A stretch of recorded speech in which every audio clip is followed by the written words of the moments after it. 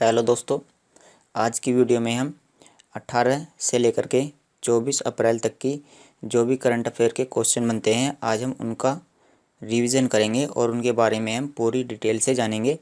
ये अप्रैल का 3rd week है और हम क्या कर रहे हैं, हम वीकली करंट अफेयर इसमें पढ़ेंगे। और ये जो वीडियो है ये रोज़ाना सुबह 7 बजे आ जाती है, तो आप इसको सुबह के टाइम ही देख सकते हैं। और इसकी जो PDF है वो आपको Telegram channel CT current affair पर मिल जाएगी। तो चलिए पहला क्वेश्चन देखते हैं। मैं आपको पहले ही बता दूं कि इस वीडियो में हम लगभग 40 तो हम क्वेश्चन करेंगे और साथ में हम वन लाइनर क्वेश्चन करेंगे। जैसे मैं आपको दिखा दूं तो 40 क्वेश्चन तो हम इस तरह के करेंगे जिनको हम पूरी डिटेल में जानेंगे और उसके बाद में लास्ट में हम वन लाइनर क्वेश्चन करेंगे। तो मैं आपको वन लाइनर क्वेश्चन दिखा देता हूँ। जैसे यहाँ पर ये इस तरह के वन लाइनर क्वेश्चन है, तो ये भी लगभग 17 क्वेश्चन है हमारे पास। तो 17 क्वेश्चन तो ये हैं और 40 क्वेश्चन हमारे पास वैसे हैं। तो 40 और 17 तो इतने हम क्वेश्चन पढ़ने वाले हैं। तो इन क्वेश्चन में क्या है कि जो पूरी वीक का जो करंट अफेयर है वो रिवीजन हो जाएगा। तो ऐसा करते हैं कि चलो पहला वाला क्वेश्चन देखते हैं। देखिए, हाल ही में जो चुनाव आयोग है वो चर्चे में है। उसने क्या करा है, उसने रोड शो और वाहन रैली तो इन पर बैन लगा दिया है। तो चुनाव आयोग ने रोड शो और वाहन रैली पर किस राज्य में बैन लगाया है, यानी किस राज्य में वाहन रैली नहीं कर सकते। और वाहन रैली अगर आपको करनी है तो उसमें अधिकतम संख्या लोगों की कितनी हो सकती है, उसमें अधिकतम संख्या 500 हो सकती है। तो चुनाव आयोग ने पश्चिम बंगाल में रोड शो और वाहन रैली पर रोक लगा दी है। उसमें आप 500 व्यक्ति से अधिक आदमी नहीं ले जा सकते। तो पश्चिम बंगाल में इसमें रोक लगा दी है चुनाव आयोग ने। चलिए चुनाव आयोग के बारे में जान लेते हैं। जो चुनाव आयोग है इसकी स्थापना 25 जनवरी 1950 में हुई थी और इसका जो मुख्यालय है वो है नई दिल्ली में। और चुनाव आयोग में एक तो मुख्य चुनाव आयुक्त होते हैं और दूसरे वाले होते हैं चुनाव आयुक्त। एक होते हैं मुख्य चुनाव आयुक्त और 2 होते हैं चुनाव आयुक्त। तो जो मुख्य चुनाव आयुक्त हैं वो कौन है, सुनील अरोड़ा। और जो चुनाव आयुक्त हैं वो कौन है, राजीव कुमार और सुशील चंद्रा। सुशील चंद्रा की हाल ही में नियुक्ति हुई है, तो इनका नाम इम्पोर्टेंट है। और आपको बता दें कि जो मुख्य चुनाव आयुक्त हैं और जो चुनाव आयुक्त हैं इन दोनों की जो नियुक्ति है वो भारत के राष्ट्रपति के द्वारा ही की जाती है। चलिए क्वेश्चन नंबर 2 देखते हैं। इटली ने क्या करा है कि भारत में अपना पहला मेगा फूड पार्क बनाया है। इटली ने भारत में अपना पहला मेगा फूड पार्क बनाया है। तो हमें ये बताना है कि ये जो मेगा फूड पार्क है ये किस राज्य में बनाया है। तो इटली ने गुजरात राज्य में अपना पहला मेगा फूड पार्क बनाया है। तो इसके बारे में जान लेते हैं कि ये मेगा फूड पार्क है तो यहाँ पर होता क्या है। आप यहाँ डायग्राम में देखिए, जैसे यहाँ पर ये जो फल हैं वो इस तरह से, ये जो होपर हैं इनकी सहायता से एक स्थान से दूसरे स्थान पर जा रहे हैं, यानी यहाँ पर जो फल की इंडस्ट्री है वो बनाई गई है। अब इसमें जो फल हैं वो एक रूप से दूसरे रूप में बदले जा सकते हैं, यानी कि फल की सहायता से कोई सॉफ्ट ड्रिंक या कोल्ड ड्रिंक या अन्य पेय पदार्थ बनाए जा सकते हैं। तो ये जो मेगा फूड पार्क है इनका जो उद्देश्य होता है वो किसानों की जो आय है उसको बढ़ाने का होता है। जो किसान हैं वो अपने जो फल हैं वो यहाँ पर आकर के बेच सकते हैं, तो इससे किसानों की आय बढ़ेगी।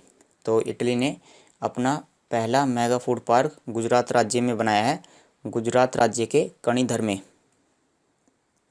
चलिए इटली के बारे में जान लेते हैं। इसकी राजधानी है सोम और इसकी मुद्रा क्या है, यूरो। और यहाँ के प्रधानमंत्री हैं एनरिको लेट्टा और यहाँ के राष्ट्रपति हैं सर्जियो मटारेला। तो इस तरह से ही हम 40 क्वेश्चन पढ़ेंगे और उसके बाद हम जो 17 वन लाइनर क्वेश्चन हैं उनके बारे में हम पढ़ेंगे। तो केंद्र सरकार ने प्रधानमंत्री गरीब कल्याण पैकेज के अंतर्गत हेल्थ केयर वर्कर्स, तो केंद्र सरकार ने क्या करा है कि जो हेल्थ केयर वर्कर्स हैं यानी जो डॉक्टर्स हैं या फ्रंटलाइन वर्कर हैं, तो उनकी जो बीमा योजना है उसकी अवधि को बढ़ा दिया है। तो बीमा योजना की जो अवधि को बढ़ा दिया है वो कितने वर्ष के लिए बढ़ा दिया है। ये जो बीमा योजना है ये पिछले साल जब कोरोना स्टार्ट हुआ था तो हेल्थ केयर वर्कर्स के लिए ये लॉन्च की गई थी।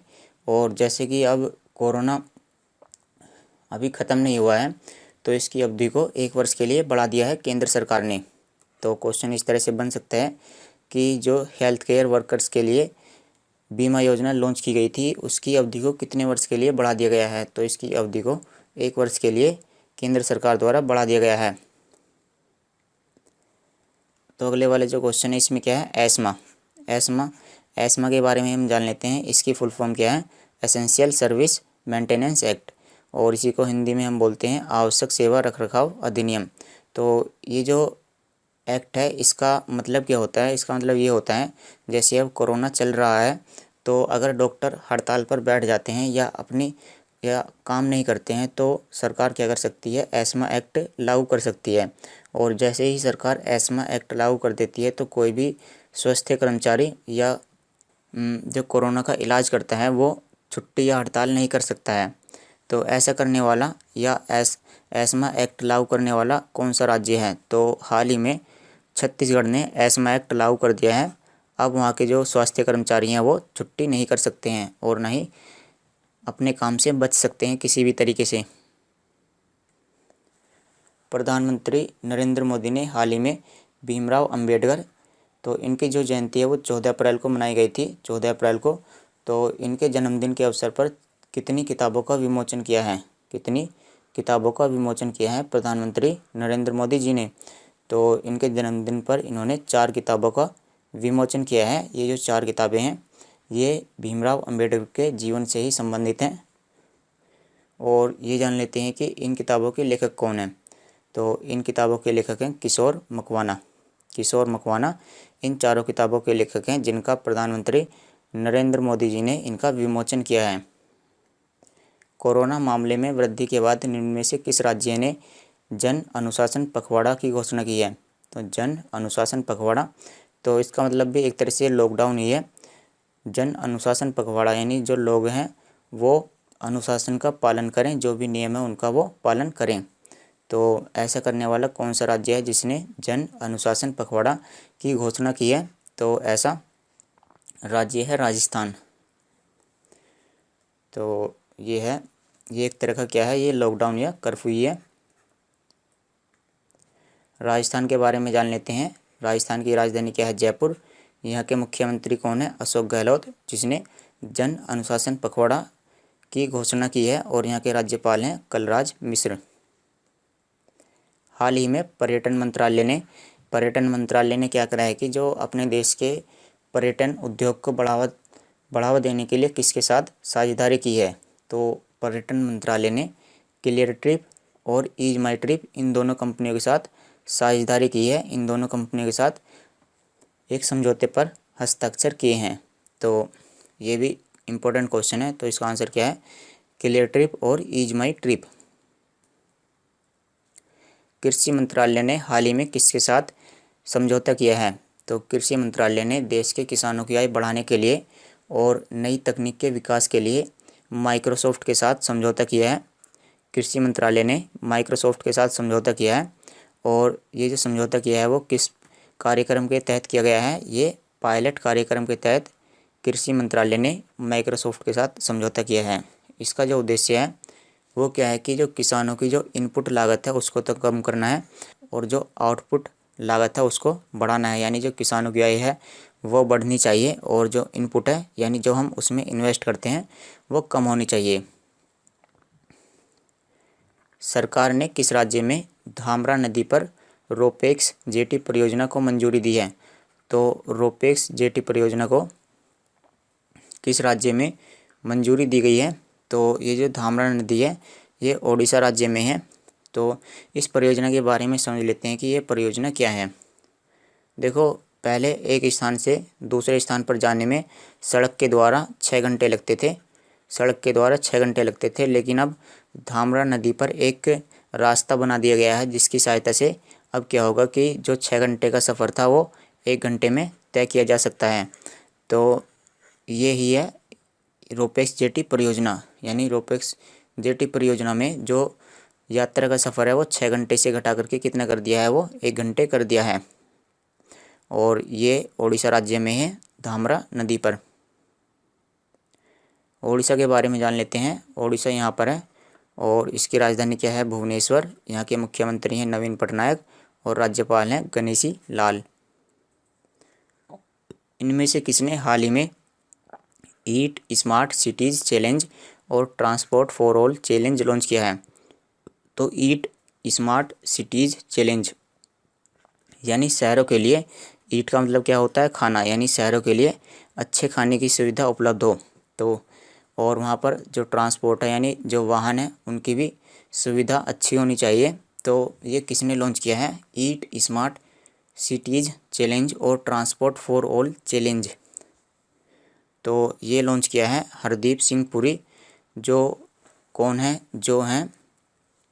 जो हाउसिंग और अर्बन अफेयर्स के राज्य मंत्री हैं। हाउसिंग का मतलब क्या होता है? शहरी और आवास मंत्रालय के मंत्री हैं ये, शहरी और आवास मंत्रालय के मंत्री हरदीप सिंह पुरी। तो इन्होंने ईट स्मार्ट सिटीज चैलेंज और transport for all challenge launch किया है। भारत के किस राज्य में हाल ही में LNG फ्लोटिंग स्टोरेज? तो स्टोरेज का मतलब क्या होता है? किसी भी तरह के सामान को हम स्टोर करना, उसको रख लेना। तो LNG क्या है? LNG है नेचुरल गैस, और L का मतलब क्या है? लिक्विफाइड, यानी वो लिक्विड फॉर्म में है। तो liquefied natural gas floating storage, यानी यहाँ पर नेचुरल गैस के स्टोरेज की बात कही गई है। लेकिन ये जो स्टोरेज होगा वो कैसा होगा? फ्लोटिंग होगा, यानी ये चलता फिरता स्टोरेज होगा, वो एक स्थान से दूसरे स्थान पर जा सकता है। एंड रीगैसिफिकेशन यूनिट किस राज्य में शुरू हुई है? तो सबसे पहले मैं आपको इसी के बारे में बता देता हूँ कि LNG floating storage and regasification unit क्या है। तो floating storage and regasification unit एक विशेष प्रकार का जहाज है जिसका उपयोग LNG को समुद्री चैनलों के माध्यम से विभिन्न स्थलों पर स्थानांतरित किया जा सकता है। तो ये क्या है? एक विशेष तरह का जहाज है और इसको हम एक स्थान से दूसरे स्थान पर ले जा सकते हैं। तो ये सबसे पहले भारत के किस राज्य में शुरू हुई है? यह सबसे पहले भारत के महाराष्ट्र राज्य में शुरू हुई है ये वाली परियोजना। केंद्र सरकार ने कोरोना के बढ़ते मामलों के बीच किस कोरोना वैक्सीन पर निर्यात पर रोक लगा दी है? तो केंद्र सरकार ने रेमडेसिविर कोरोना वैक्सीन के निर्यात पर रोक लगा दी गई है केंद्र सरकार ने। हाल ही में भारतीय वायु सेना कमांडरों का सम्मेलन 2021 में कहां पर आयोजित हुआ? तो भारतीय वायु सेना के कमांडरों की मीटिंग हुई है। तो ये कहां पर इनकी मीटिंग हुई है? तो जो इनकी मीटिंग हुई है, इनकी मीटिंग नई दिल्ली में हुई है। और इस मीटिंग का या इस सम्मेलन का जो विषय है वो क्या है? रीओरिएंटिंग फॉर द फ्यूचर, यानी भविष्य के लिए रीओरिएंट करना, यानी भविष्य के लिए रीओरिएंट हम किसे करेंगे? जो वायुसेना है उसकी पावर को, रीओरिएंटिंग फॉर द फ्यूचर। चलिए ये जान लेते हैं कि जो वायुसेना प्रमुख हैं वो कौन है? वो हैं राकेश कुमार सिंह भदौरिया, ये वायुसेना प्रमुख हैं। इनकी ही अध्यक्षता में ये जो मीटिंग है ये कराई गई है। जगन्नाथ विद्या दिवेना योजना किस राज्य से संबंधित है? तो जगन्नाथ विद्या दिवेना योजना, सबसे पहले हम इस योजना के बारे में समझ लेते हैं कि इस योजना का उद्देश्य क्या है।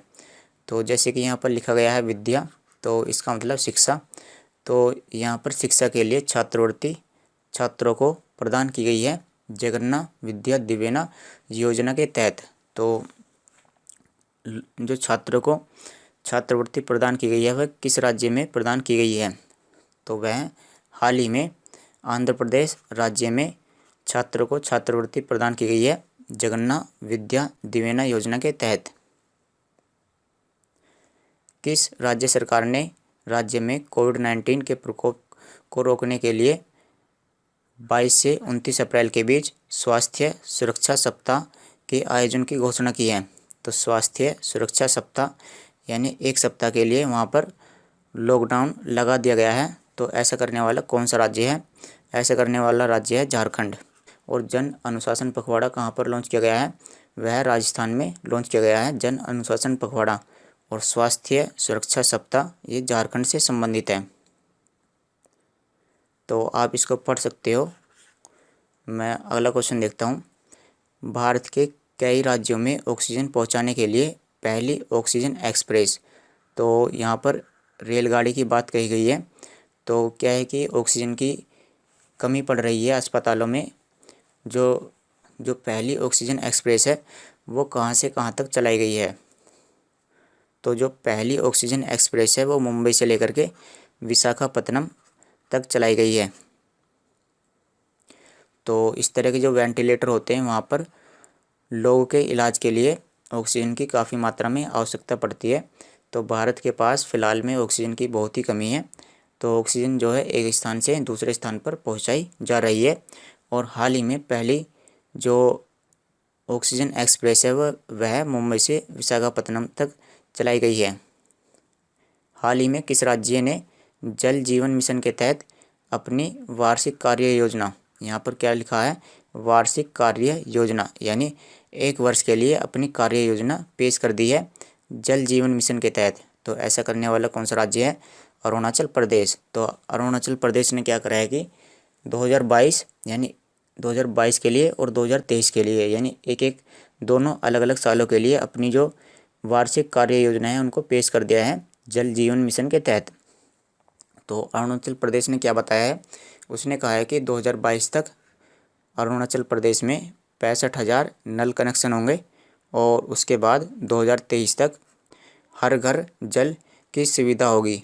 तो 2022 तक तो 65,000 नल कनेक्शन और 2023 तक सभी घरों के पास जल की सुविधा। तो अरुणाचल प्रदेश की राजधानी क्या है? अरुणाचल प्रदेश की राजधानी है ईटानगर और यहाँ के मुख्यमंत्री हैं पेमा खांडू और राज्यपाल हैं बी.डी. मिश्रा। भारत और किर्गिस्तान के बीच में खंजर अभ्यास हुआ है। खंजर अभ्यास किन दोनों देशों के बीच में हुआ है? भारत और किर्गिस्तान के बीच में। और ये कहाँ पर हुआ है? किर्गिस्तान की राजधानी बिश्केक में। और क्वेश्चन ये है कि ये इसका कौन सा संस्करण है?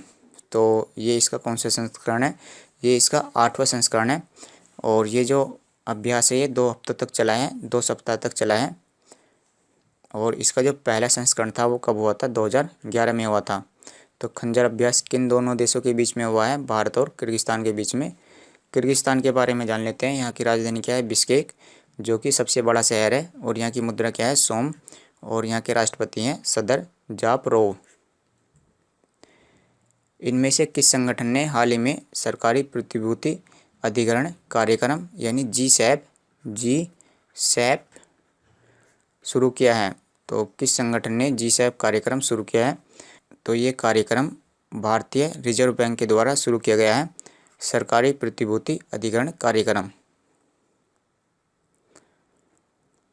तो आरबीआई के बारे में जान लेते हैं। रिजर्व बैंक ऑफ इंडिया, तो इसकी स्थापना 1 अप्रैल 1935 में हुई थी और इसका जो राष्ट्रीयकरण है वो 1 जनवरी 1949 में हुआ था। इसका मुख्यालय मुंबई में है और इसके वर्तमान गवर्नर कौन है?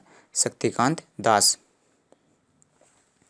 ऊर्जा रूपांतरण सूचकांक ईटीआई यानी एनर्जी ट्रांजिशन इंडेक्स। तो एनर्जी ट्रांजिशन इंडेक्स में पहले स्थान पर कौन सा देश है? इसमें पहले स्थान पर है स्वीडन। और यह जो सूचकांक है वो 115 देशों के बीच में दिया गया है। और इसमें भारत का क्या स्थान है? इसमें भारत का स्थान है 87। तो एनर्जी रूपांतरण सूचकांक में भारत का स्थान 87 है, पहले स्थान पर है Sweden. Inclusive internet index 2021, the inclusive internet index 2021 में पहले स्थान पर कौन सा देश है? तो इसमें भी पहले स्थान पर कौन है? स्वीडन ही है। और जो ऊर्जा रूपांतरण सूचकांक था इसमें भी पहले स्थान पर कौन है? स्वीडन।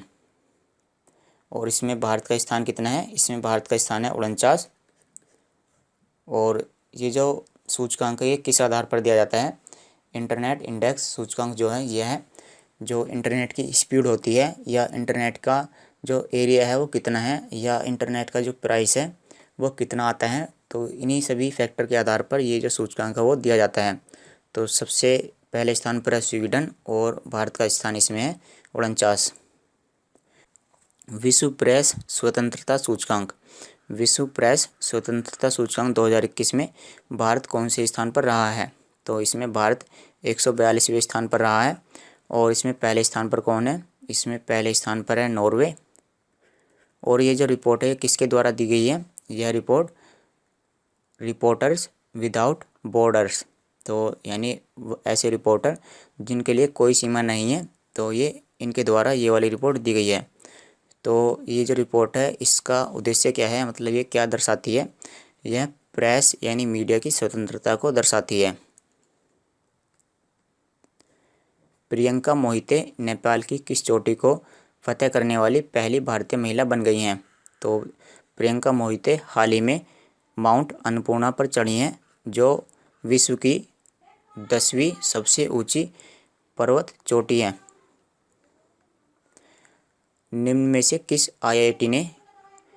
आईआईटी यानी इंडियन इंस्टीट्यूट ऑफ टेक्नोलॉजी ने कोविरैप तकनीक विकसित की है? तो ये भी काफ़ी इंपॉर्टेंट क्वेश्चन है, क्योंकि ये जो कोविरैप तकनीक है इसका उपयोग जो है कोरोना वायरस की टेस्टिंग के लिए भी किया जा सकता है, और इसमें किसी भी लैब की ज़रूरत नहीं होगी। यहाँ पर किसी भी तरह की लैब की ज़रूरत नहीं है, केवल आपके पास ये वाला उपकरण होना चाहिए, और आप इस उपकरण की सहायता से जो भी संक्रमण रोग होते हैं, जैसे यहाँ पर संक्रमण रोग की बात करें तो जो एक दूसरे व्यक्ति से दूसरे व्यक्ति में फैल जाते हैं, जैसे कोरोना हुआ, टीबी हुआ, तो उन सब की जांच इस उपकरण की सहायता से की जा सकती है। और ये जो उपकरण है ये आईआईटी खड़गपुर के द्वारा बनाया गया है। केयर रेटिंग्स के अनुसार जो भारत की जीडीपी दर है उसका अनुमान कितना लगाया गया है? तो केयर रेटिंग्स के अनुसार जो भारत की जीडीपी दर है वो लगाया गया है 12.2%। किस साल के लिए? 2021 और 2022 के लिए, यानी अगली आने वाली साल के लिए जो चल रही है 2021-2022 के लिए। तो और भी जान लेते हैं, बहुत सी जो एजेंसी हैं उन्होंने अपनी अपनी रेटिंग दी हैं। वर्ल्ड बैंक के अनुसार 10.1 है, और आईसीआरए यानी इंफॉर्मेशन और credit rating agency of India limited, तो आईसीआरए के द्वारा 10 से 10.5, आईएमएफ यानी ये क्या है, इंटरनेशनल मॉनेटरी फंड, तो इसके द्वारा इसके अनुसार कितनी है 12.5%, और फिच रेटिंग के अनुसार 12.8%, और केयर रेटिंग्स के अनुसार 10.2%, और एस&पी ग्लोबल रेटिंग्स के अनुसार 11%। तो ये कुछ जीडीपी का अनुमान है जो प्रसिद्ध संस्थाओं के द्वारा लगाया गया है। तो इसमें आपको world bank, IMF, Fitch rating और केयर रेटिंग, इनका तो आपको पता ही होना चाहिए। 2025 तक कौन सा देश अपना स्पेस स्टेशन लॉन्च करेगा? तो स्पेस स्टेशन क्या होता है? यह एक ऐसा स्टेशन होता है जो पृथ्वी के चारों ओर चक्कर काटता रहता है, और आप इसको सैटेलाइट या उपग्रह भी बोल सकते हो। ये एक तरह का सैटेलाइट ही है जो पृथ्वी के चारों ओर चक्कर काटता रहता है, लेकिन इसकी विशेषता यह है कि इसमें जो साइंटिस्ट होते हैं वो इसके अंदर होते हैं। तो आप यहाँ पर इसमें देख सकते हो कि यहाँ पर इसके अंदर साइंटिस्ट होंगे जो यहाँ पर टेस्टिंग करते रहते हैं। तो अब से पहले ये जो स्पेस स्टेशन है वो कई देशों ने मिलकर के बनाया है, और अब रूस क्या करने वाला है, रूस अपना खुद का स्पेस स्टेशन लॉन्च करेगा 2025 तक। तो ये एक बहुत बड़ी बात है, और ये क्वेश्चन भी इम्पोर्टेंट है। तो रूस की जो अंतरिक्ष एजेंसी है उसका नाम क्या है? रोसकोसमोस। तो रोसकोसमोस 2025 तक अपना स्पेस स्टेशन लॉन्च करेगी। और रूस क्या करने वाला है? रूस चंद्रमा मिशन लॉन्च करेगा, और उस चंद्रमा मिशन का नाम क्या है? लूना 25। तो लूना 25 किस देश से संबंधित है? यह भी रूस से संबंधित है। तो जो दुनिया की सबसे गहरी झील है उसका नाम क्या है? बेकाल झील। दुनिया की सबसे गहरी झील का नाम क्या है? बेकाल झील। और इस बेकाल झील में दुनिया का सबसे बड़ा टेलीस्कोप कौन सा देश लॉन्च करेगा? बेकाल झील में दुनिया का सबसे बड़ा टेलीस्कोप कौन सा देश लॉन्च करेगा? तो बेकाल झील में दुनिया का सबसे बड़ा टेलीस्कोप रूस लॉन्च करेगा। तो इस टेलीस्कोप का उपयोग जो है कुछ कणों के अध्ययन में किया जाएगा, और उन कणों का नाम क्या है? न्यूट्रिनो कण। तो ये जो टेलीस्कोप है इसका उपयोग न्यूट्रिनो कणों के अध्ययन के लिए किया जाएगा। और चलो इसके बारे में हमने जान लिया है कि ये जो टेलीस्कोप है ये कौन सा देश लॉन्च करेगा? रूस लॉन्च करेगा। कहाँ पर? बेकाल झील में। और एक चीज़ और जान लेते हैं कि ये जो टेलीस्कोप है इसका नाम क्या है? इस टेलीस्कोप का नाम है बेकाल जीवीडी। बेकाल जीवीडी, और जीवीडी का फुल फॉर्म क्या है? Gigaton volume detector. Gigaton volume detector. तो रूस के बारे में जान लेते हैं जो काफ़ी चर्चा में है। तो यहाँ की राजधानी क्या है? मॉस्को। और यहाँ की मुद्रा है रूसी रूबल। और राष्ट्रपति हैं व्लादिमीर पुतिन। और यहाँ के जो प्रधानमंत्री हैं वो कौन है? Mikhail Mishustin. किस देश ने हाल ही में इकोसाइड, तो इकोसाइड का मतलब क्या है कि जो लोग पर्यावरण को नुकसान पहुंचाते हैं तो उन्हीं के लिए ये वाला जो नियम है वो लागू किया गया है। तो अगर कोई व्यक्ति पर्यावरण को नुकसान पहुंचाता है तो उनको सज़ा दी जाएगी। तो ऐसा किस देश ने हाल ही में नियम बनाया है? तो ऐसा हाल ही में नियम फ्रांस की सरकार के द्वारा बनाया गया है। ये क्या है? इकोसाइड, यानी जो पर्यावरण को नुकसान पहुंचाते हैं उनके लिए दंड। और इसमें लोगों को 10 साल की सज़ा दी जाएगी और इसमें 5 मिलियन यूरो का जुर्माना भी लगाया जाएगा। फ्रांस के बारे में जान लेते हैं। यहाँ की राजधानी क्या है? पेरिस। यहाँ की मुद्रा है CFC फ्रैंक और यूरो। और यहाँ की संसद को बोलते हैं नेशनल असेंबली। और यहाँ के प्रधानमंत्री हैं जीन कैस्टेक्स और राष्ट्रपति हैं Emmanuel Macron. UK United Kingdom यानी ब्रिटेन द्वारा खोजी जा रही नई डिजिटल मुद्रा का नाम क्या है? तो जैसे आपने बिटकॉइन का नाम सुना होगा, वह भी एक डिजिटल मुद्रा है।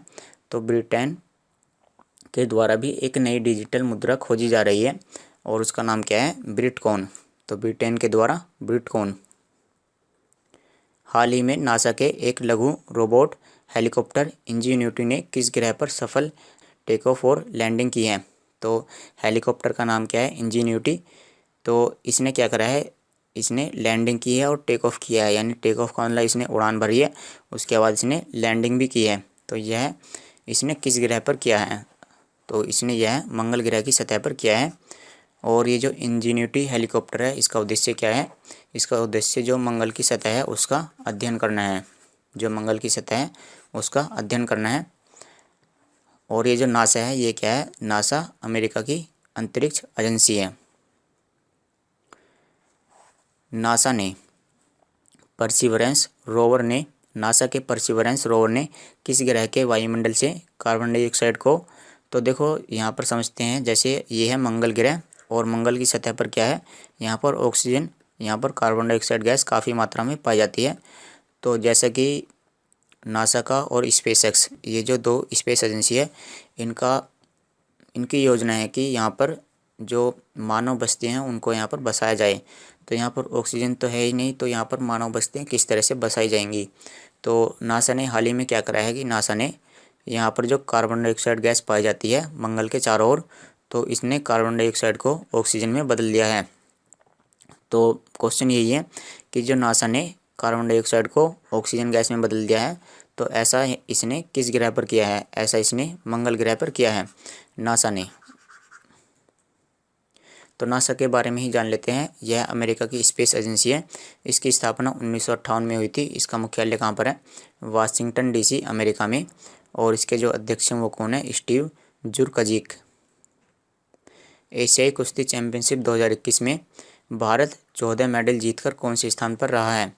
तो भारत ने कुल मिलाकर के 14 मेडल जीते हैं और इसमें भारत तीसरे स्थान पर है। भारत का स्थान तीसरे स्थान पर है। ये जो एशियाई कुश्ती चैंपियनशिप 2021 है, इनका आयोजन कहाँ पर हो रहा है? इनका आयोजन कजाकिस्तान में हो रहा है, कजाकिस्तान के अलमाटी में। और भारत ने इसमें 5 स्वर्ण पदक जीते हैं। इसमें पहले स्थान पर कौन है? ईरान और कजाकिस्तान। तो 5 स्वर्ण पदक जो जीते हैं इनका नाम आपको याद रखना पड़ेगा। इनका नाम क्या क्या है? इन खिलाड़ियों का नाम है विनेश फोगाट, सरिता मोर। इनका नाम काफ़ी इम्पोर्टेंट है क्योंकि इन्होंने पिछले साल भी स्वर्ण पदक जीता था। उसके बाद दिव्या काकरान, अंशु मलिक, रवि कुमार दहिया। तो इन 5 खिलाड़ियों ने स्वर्ण पदक जीते हैं। और एशियाई कुश्ती चैंपियनशिप का जो आयोजन है वो कहाँ पर हो रहा है? कजाकिस्तान के अलमाटी में।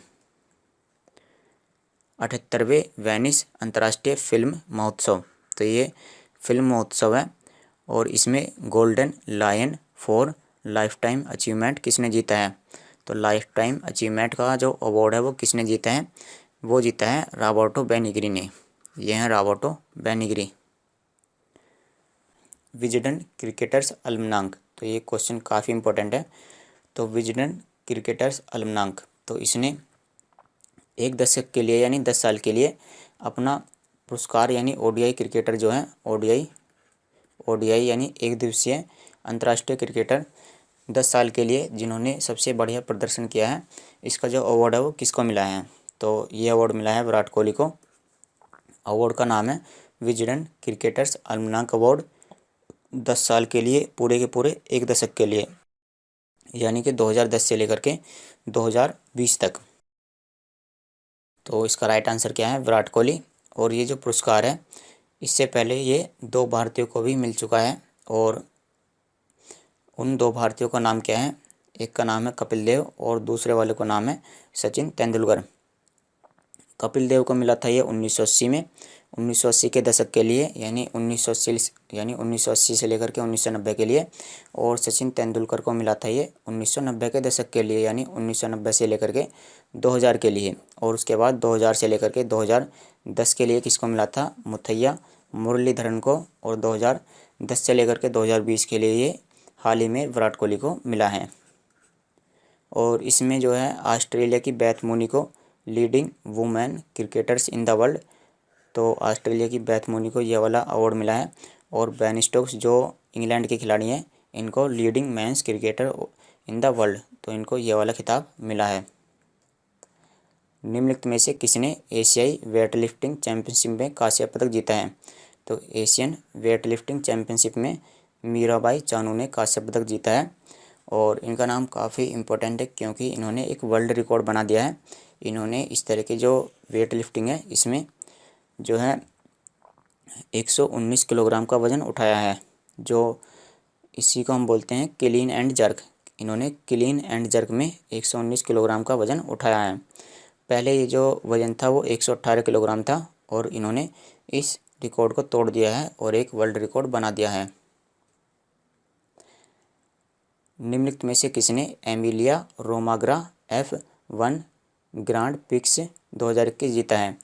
तो ये जो पुरस्कार है ये इस तरह की दौड़ से संबंधित है, और इस तरह की दौड़ में पहले स्थान पर कौन आए हैं? Max Verstappen Emilia Romagna F1 grand prix 2021 पुरस्कार जीत चुके हैं। S-400, तो S-400 मिसाइल रक्षा प्रणाली भारत को किस देश से प्राप्त हुई है? तो ये जो S-400 रक्षा प्रणाली है ये भारत को रूस से प्राप्त हुई है। S-400 के बारे में जान लेते हैं। इसकी रेंज कितनी है? इसकी रेंज है 400 किलोमीटर।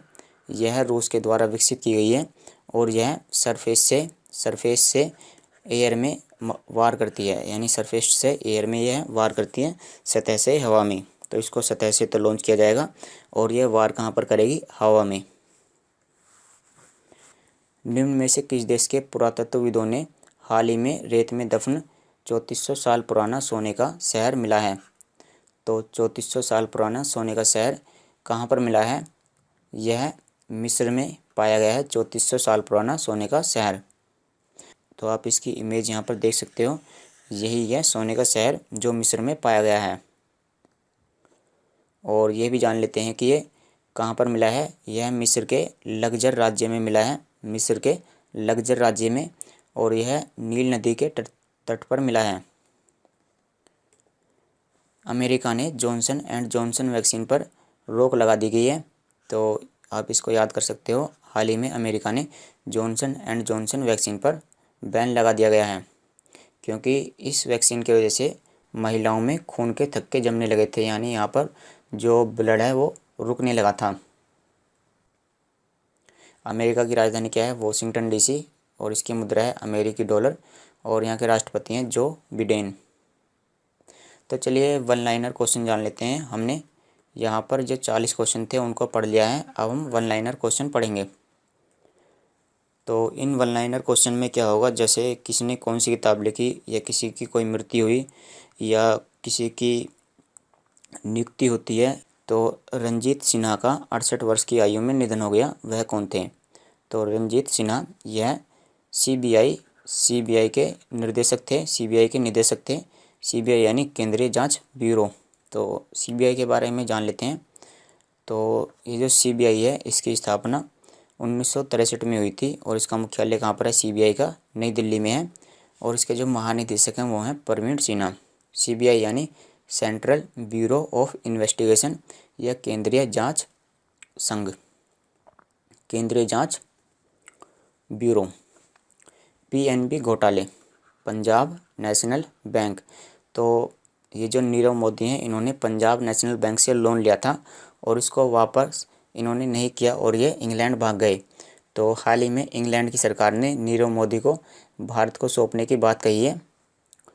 और अगला क्वेश्चन देखते हैं, बिलीव, ये जो बिलीव आत्मकथा है, BELIEVE, ये किस खिलाड़ी की आत्मकथा है? तो बिलीव आत्मकथा है सुरेश रैना की। हाल ही में किस मंत्रालय ने स्मारकों को 15 मई तक बंद रखने की घोषणा की है? तो स्मारक जो हैं यह संस्कृति और पर्यावरण मंत्रालय के अधीन में आते हैं। तो पर्यावरण मंत्रालय ने स्मारकों पर बैन लगा दिया है। अब 15 मई तक यहाँ पर कोई भी व्यक्ति नहीं जा सकता। फेसबुक ने क्लीन मैक्स के साथ में समझौता किया है और फेसबुक ने क्या करा है कि 32 मेगावाट अक्षय ऊर्जा खरीदी है। और यह जो अक्षय ऊर्जा है वो किस राज्य में खरीदी है? फेसबुक ने कर्नाटक राज्य में 32 मेगावाट की अक्षय ऊर्जा खरीदी है। हाल ही में प्रधानमंत्री जोसेफ जूथ ने अपने पद से इस्तीफा दे दिया है। तो ये किस देश के प्रधानमंत्री हैं? जोसेफ जूथ किस देश के प्रधानमंत्री हैं? तो ये हेती के प्रधानमंत्री हैं। तो अगली खबर है कियारा कोर से। कियारा कोर जिन्होंने 105 मिनट में 36 किताबें पढ़ करके रिकॉर्ड बना दिया है। कियारा कौर जो पंजाब की हैं, इन्होंने 105 मिनट में 36 किताबें पढ़ करके रिकॉर्ड बना दिया है और इनका जो नाम है एशिया बुक ऑफ रिकॉर्ड्स और London world book of records, इसमें इनका नाम शामिल किया गया है कियारा कौर का। चलिए क्वेश्चन नंबर 8 देखते हैं। तो इसमें क्या है, डॉक्टर नरेंद्र सिंह कोहली का हाल ही में निधन हो गया है और ये किस भाषा के साहित्यकार हैं? यह हिंदी भाषा के साहित्यकार हैं, यानी हिंदी भाषा में साहित्य की रचना करते हैं, यानी पुस्तकें लिखते हैं। अगली खबर है सिडबी। तो सिडबी के नए चेयरमैन और प्रबंध निदेशक के रूप में किसे चुना गया है? SIDBI सिडबी के नए चेयरमैन कौन है? तो वो होंगे शिव सुब्रमण्यम रमन। तो सिडबी के बारे में जान लेते हैं। देखिए सिडबी की फुल फॉर्म क्या है? भारतीय लघु उद्योग विकास बैंक। तो जो सिडबी है वह क्या करती है कि वह उद्योग के लिए वह लोन प्रोवाइड करती है। तो सिडबी के अध्यक्ष के रूप में किसे चुना गया है? शिव सुब्रमण्यम रमन को। इसकी स्थापना कब हुई थी? इसकी स्थापना 1990 में हुई थी और इसका मुख्यालय लखनऊ में है।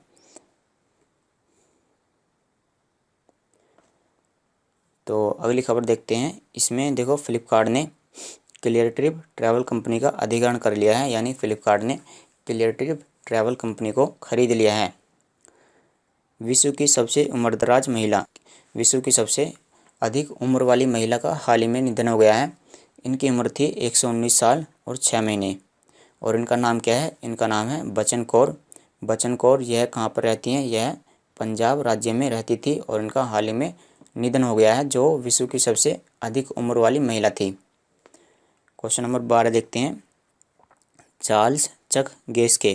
तो चार्ल्स चक गेस्के का हाल ही में निधन हो गया है और ये किस कंपनी से संबंधित हैं? यह अडोब कंपनी के सह संस्थापक हैं, यानी कि इन्होंने अडोब कंपनी की स्थापना की थी और इनका हाल ही में निधन हो गया है।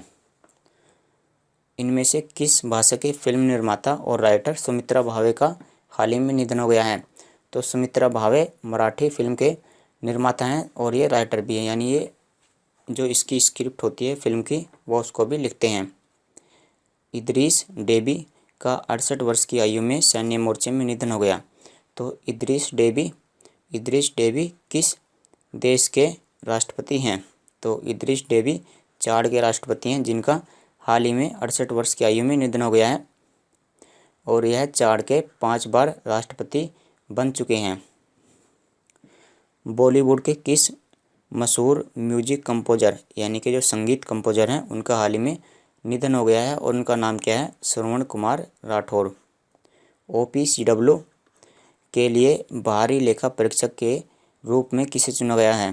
तो बाहरी लेखा परीक्षक के रूप में गिरीश चंद्र मुर्मू को चुना गया है। OPCW क्या होता है? यह एक अंतर्राष्ट्रीय संगठन है, तो इनका नाम काफ़ी इम्पोर्टेंट हो जाता है।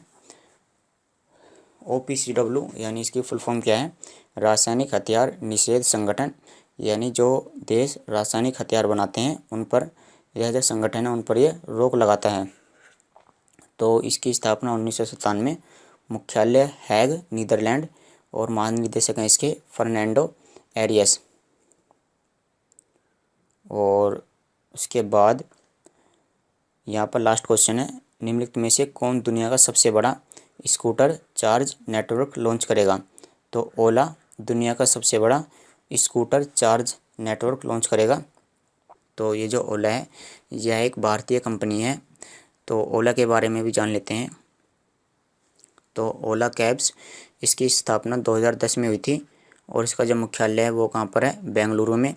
इसकी जो स्थापना की थी, इसके जो संस्थापक हैं वो कौन है? भावेश अग्रवाल और अंकित भाटी। ये हैं भावेश अग्रवाल और अंकित भाटी। और इसके जो CEO हैं वो कौन है? भावेश अग्रवाल। तो जो स्कूटर होते हैं उनकी जो चार्जिंग पॉइंट है वो विश्व में सबसे बड़ा चार्जिंग नेटवर्क कौन बनाएगा? ओला कैब्स। तो चलिए दोस्तों, आज की वीडियो में इतना ही। वीडियो देखने के लिए बहुत बहुत धन्यवाद। इसकी जो PDF है वो आपको Telegram channel CT current affair पर मिल जाएगी। आप वीडियो को अपने दोस्तों में शेयर कर सकते हो। तो चलिए कल मिलते हैं आपसे।